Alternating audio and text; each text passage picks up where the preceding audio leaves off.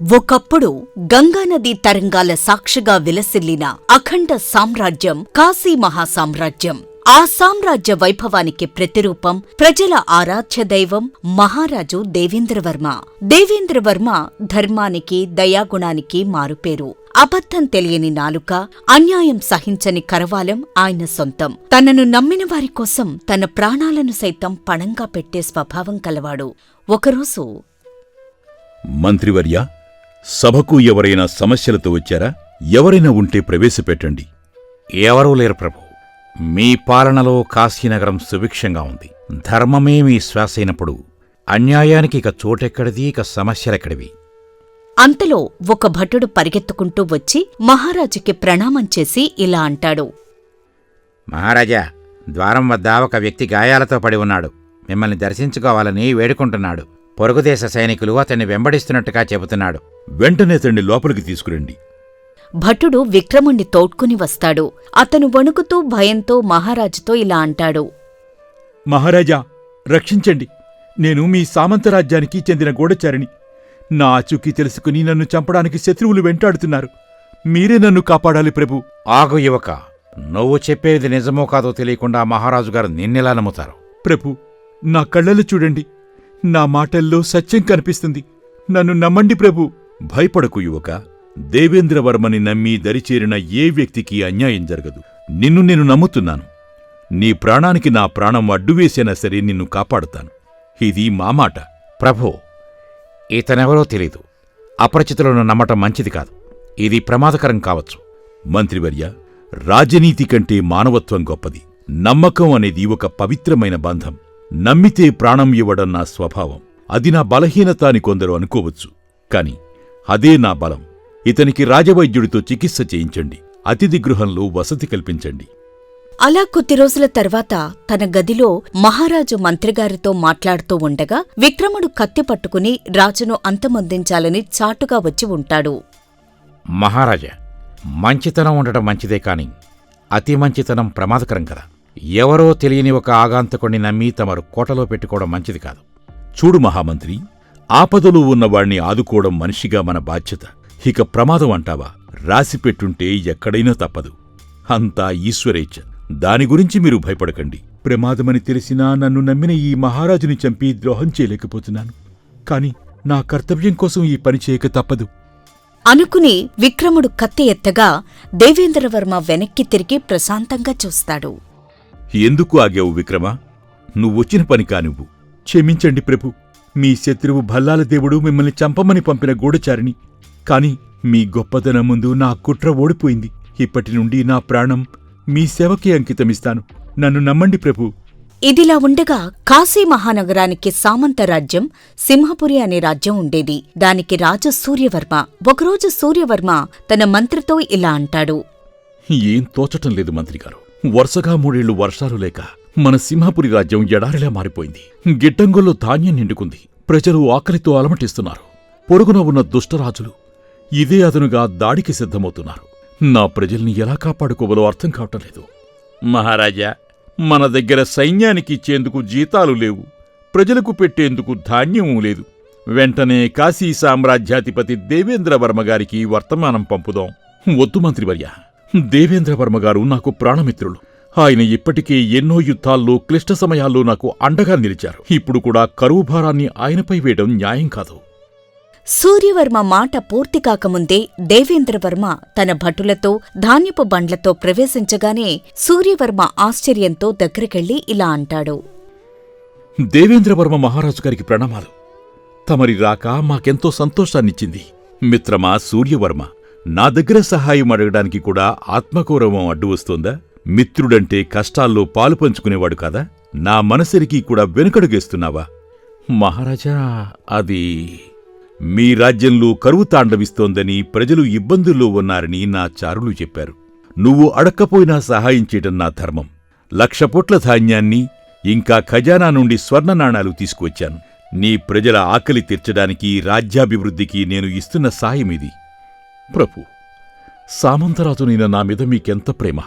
నా గౌరవం దెబ్బతినకుండా నేను అడగకుండానే వచ్చి నా రాజ్యాన్ని కాపాడారు. ధన్యుణ్ణి. సూర్యవర్మ, నువ్వు నీతిమంతుడివి.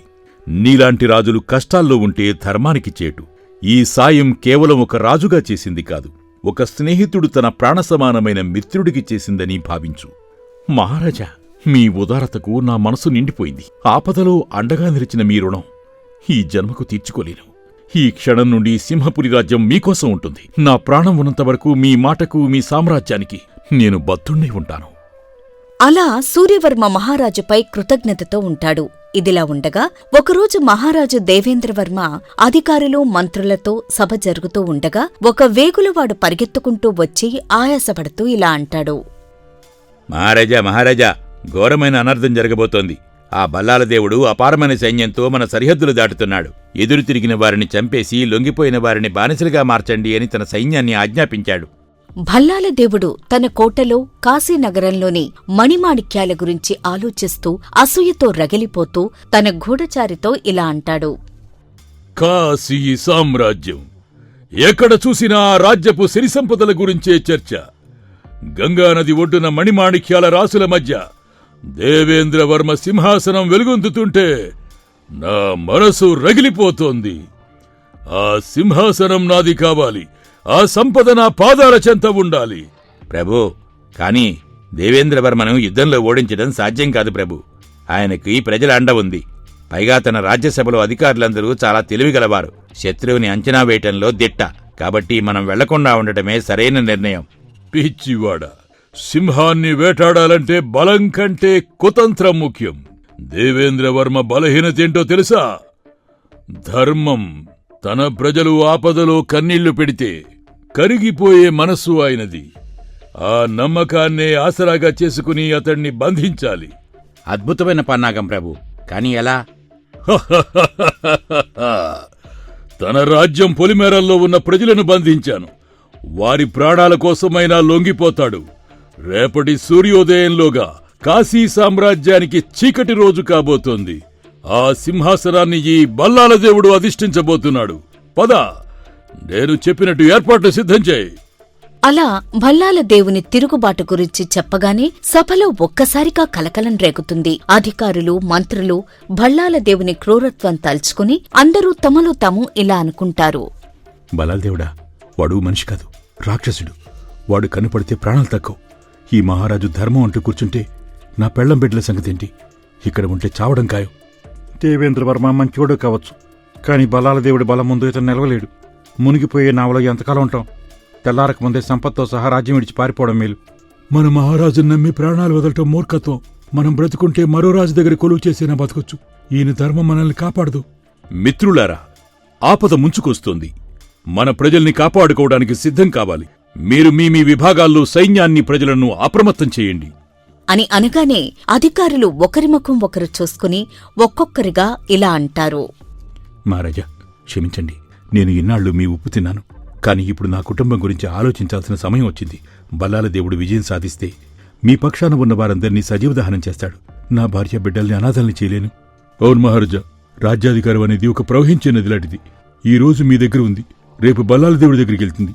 నది ఎటు పారుతుంటే అటు వెళ్లడమే రాజనీతి. మీరు ఆదర్శాల కోసం ప్రాణాలు ఇస్తామంటే అది మీ ఇష్టం, కాని మమ్మల్ని కూడా బలి తీసుకోకండి. అలా ఒక్కొక్కరుగా సభను విడిచి వెళ్ళిపోతుంటే దేవేంద్రవర్మ ఆశ్చర్యంగా చూస్తూ ఉండిపోతాడు. చివరకు సభలో మహారాజు, మహామంత్రి మాత్రమే మిగులుతారు.